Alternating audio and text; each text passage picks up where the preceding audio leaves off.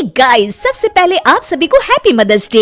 इस mother's day को और भी स्पेशल बनाइए हेलो ऐप के साथ और पार्टिसिपेट कीजिए सुपर मॉम चैलेंज में। बस पोस्ट कीजिए आपकी सुपर मॉम का फोटो एमवी फीचर के जरिए और दिखाइए सारी दुनिया को कि आपकी माँ सुपर मॉम है। तो देर किस बात की है, जाइए डाउनलोड कीजिए हेलो ऐप और शेयर करो आपकी feelings for your super mom with friends and family.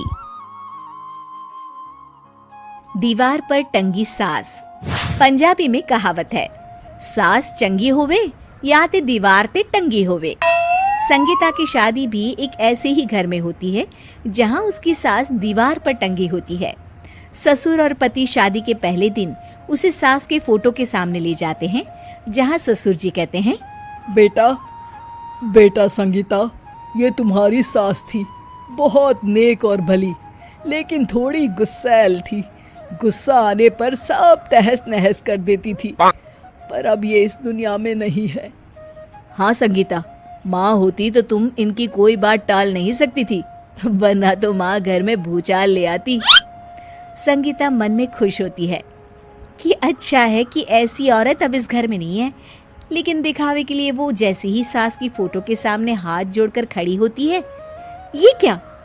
सास उसे देखकर मुस्कुराने लगी।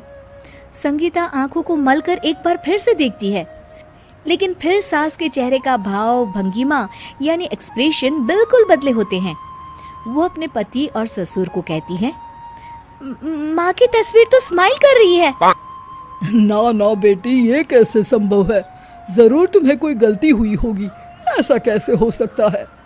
लगता है तुम शादी की सारी फॉर्मेलिटी करते करते थक गई हो, तुम्हें आराम की जरूरत है संगीता।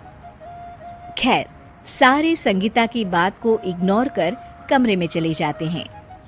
वैसे सास की फोटो पर एक्सप्रेशन एक के बाद एक बदलते ही रहते हैं।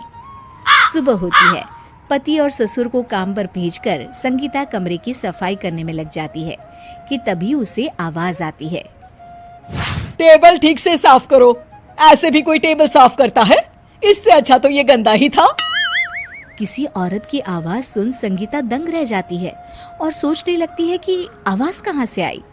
आवाज को नजरअंदाज कर वो फिर से अपना काम करना शुरू करती है, लेकिन इस बार तो आवाज बिल्कुल उसके कान के पास से आती है।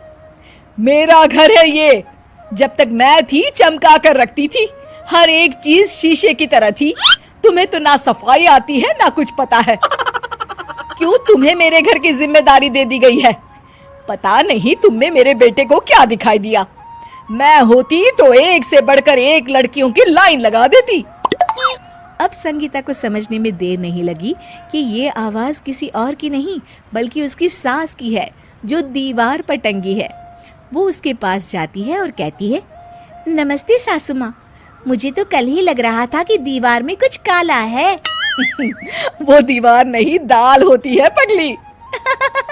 सही पकड़े हैं सासू माँ। तो क्या हो गया आपको जो आप यहाँ भी चैन से नहीं बैठी हैं? सुना मैंने आपका व्यवहार काफी गुस्से वाला था।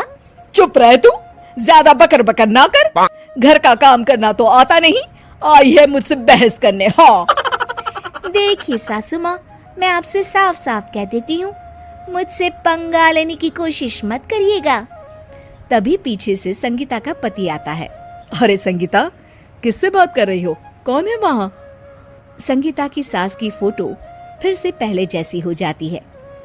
आपकी माँ से कह रही थी कि मुझे काम करना आता। अरे संगीता, माना सास के ताने हर बहू को अच्छे लगते हैं, लेकिन यहाँ तो माँ है ही नहीं, तुम तो फोटो से ही।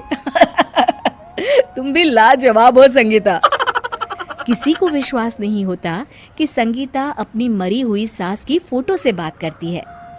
वहीं आए दिन संगीता की सास संगीता को किसी न किसी बात पर आते जाते ताने देती। संगीता को भी अब सास के तानों और उनसे बात करने की आदत हो गई। वो कभी खानदान की कहानी तो कभी तीज त्योहार कैसे मनाए या किसी व्यंजन की रेसिपी सास से ही पूछती। सारा दिन घर में अकेली संगीता की सास अब उसके लिए तानों के साथ पक्की साथी की तरह भी रहने लगी थी, जो किसी और को नहीं बल्कि संगीता को ही सुनाई देती। तो देखा आपने, सास बहू का रिश्ता हर रिश्ते से ऊपर होता है, फिर चाहे वो खट्टा हो या मीठा।